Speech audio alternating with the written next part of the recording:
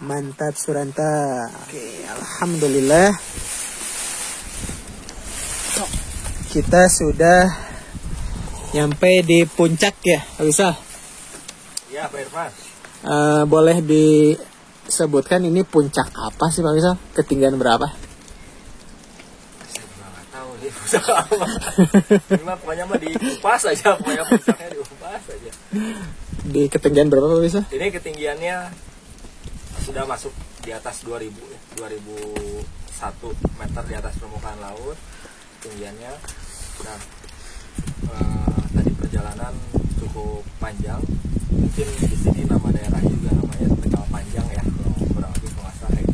Cadasnya ya? Cadas Panjang ya. Alhamdulillah. Nah, Pak Johan tadi ternyata menuju ngopi ya, hujan-hujan begini luar biasa ya. Ternyata tadi Bu Indah menemukan ada hewan reptil nih, ular. Nah, kenapa nih di tempat seperti ini yang mungkin Ranca Upas itu kan daerah sudah wisata ya. Nah, kenapa bisa ditemukan ular seperti itu Pak Johan? Ya, namanya juga ular ya. Mereka itu pandai bersembunyi. Ciptakan demikian. Jadi kita juga tidak tahu sebenarnya di sini ada ular apa aja. Kita lebih banyak tidak tahunya di setiap daerah itu ularnya apa aja gitu. Tapi yang jelas ular itu paling banyak ditemukan di daerah dataran rendah. Jadi kita sangat beruntung kalau bisa menemukan ular di ketinggian 2000 meter ini. Itu sesuatu yang langka itu. Jadi kalau begitu ciri-ciri daerah yang kemungkinan ada ularnya seperti apa Pak Jah? Itu biasanya daerah yang panas. Ya. Panas. Tapi tidak terlalu panas juga. Terus ada tumbuhannya. Terus biasanya ular itu paling sering itu dekat air, dekat perairan.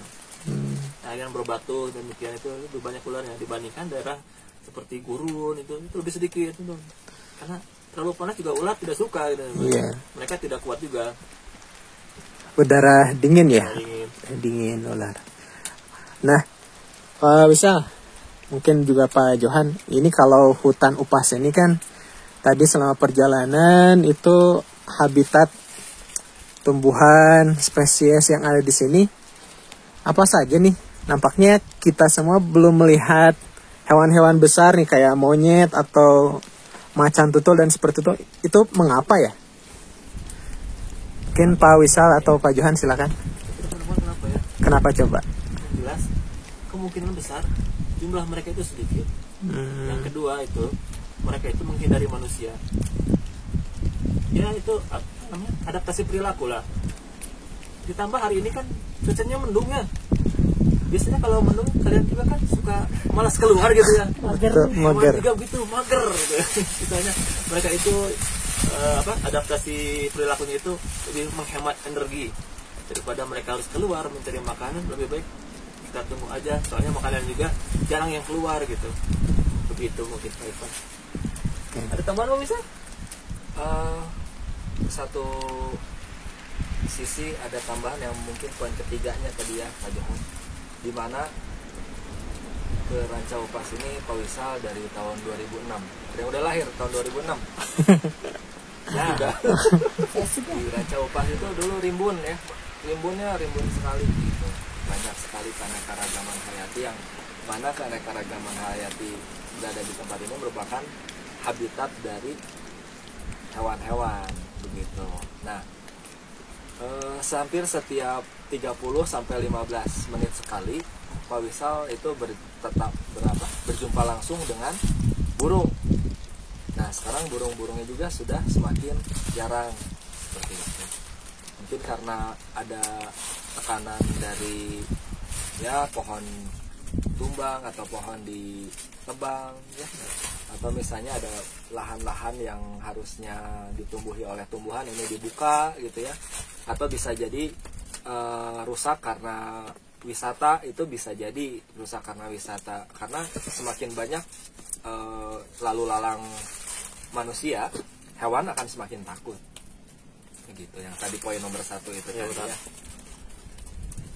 Wah, kayaknya udah nggak terlalu ini ya, boleh di ini payungnya udah.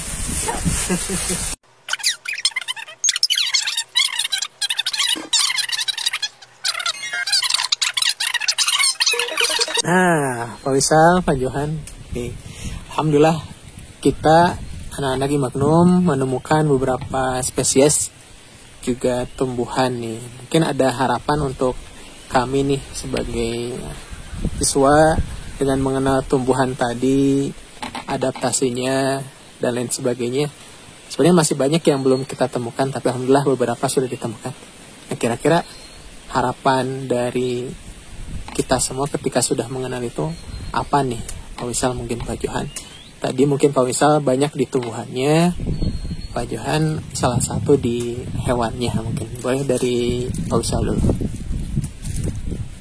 Kalau untuk tumbuhan, kita kembali lagi ke konsep dasar ya, konsep dasar di mana tumbuhan itu berperan sebagai produsen pada piramida makanan, itu merupakan paling bawah.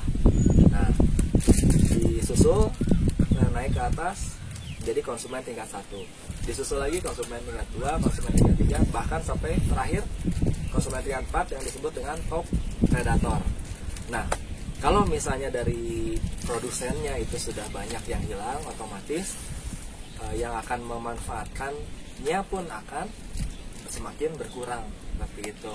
Oleh karena itu kita harus senantiasa dapat membantu menjaga dan melestarikan supaya tumbuhan-tumbuhan yang ada di sekeliling kita, di wilayah kita, atau di pulau kita, di negara Indonesia, atau di dunia itu bisa tetap lestari. Sehingga apa? Sehingga banyak sekali manfaat yang bisa dirasakan apabila tumbuhan-tumbuhan itu tetap lestari. Nah, coba pernah nggak berapa minggu ke belakang, 2 minggu ke belakang, kalian pernah dengar berita? Ada berita yang di Kalimantan Selatan. Selatan. Kalimantan ya? Ya, Kalimantan Selatan ada peristiwa apa di sana? Banjir. Nah, itu disebabkan dari apa? Dari hilangnya tumbuh-tumbuhan yang ada di hutan-hutan Kalimantan. Dibuka menjadi jalan tol, dibuka untuk perumahan, dibuka untuk pemukiman, bahkan ada yang dibuka sampai untuk membuka lahan kelapa sawit gitu. Itu dampaknya baru sekarang terasa, padahal membuka lahannya kan sudah bertahun-tahun ke belakang. Nah, mungkin dari spesiesnya ada kaitannya mungkin ya, Pak Johan? Ya, kalau kita kan banyak spesies itu sangat banyak ya, cuma kita sendiri ketemunya sangat sedikit. Betul. Kenapa? Ya, kita juga susah mencarinya ya, yang jelas mah. Mereka semakin sedikit semakin terdesak oleh rusaknya rumah mereka ya, karena hutan ini rumah mereka ya. Kita datang ke sini seenaknya gitu, kita membuat macam ini kayak wisata ini. Kita suka tidak suka ataupun sadar tidak sadar, ternyata kita mengganggu mereka gitu. Terbukti sekarang kita semakin sulit melihatnya, dan kita sendiri banyak belum tahunya ya jenis-jenis hewan itu apa aja, apa fungsi mereka di dunia ini.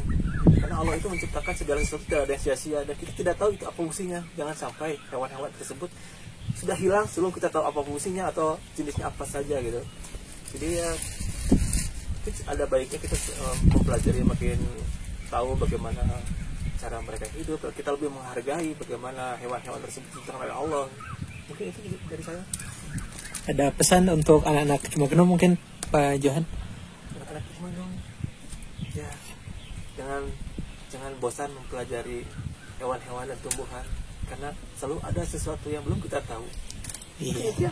Alhamdulillah. Wisal, mungkin ada closing speech untuk hari ini. Oke, baik. Hilangnya satu jenis tumbuhan, maka akan disusul dengan hewan lainnya yang merupakan agen penyerbuka. Hilangnya hewan agen penyerbuka akan kehilangan hewan herbivora yang memakan tanaman. Hewan herbivora yang hilang akan disusul oleh hewan karnivora, begitupun lainnya. Dan kalau misalnya itu dibiarkan tetap terjadi, lingkungan itu rusak, maka semua akan terjadi kerusakan baik di darat maupun di laut.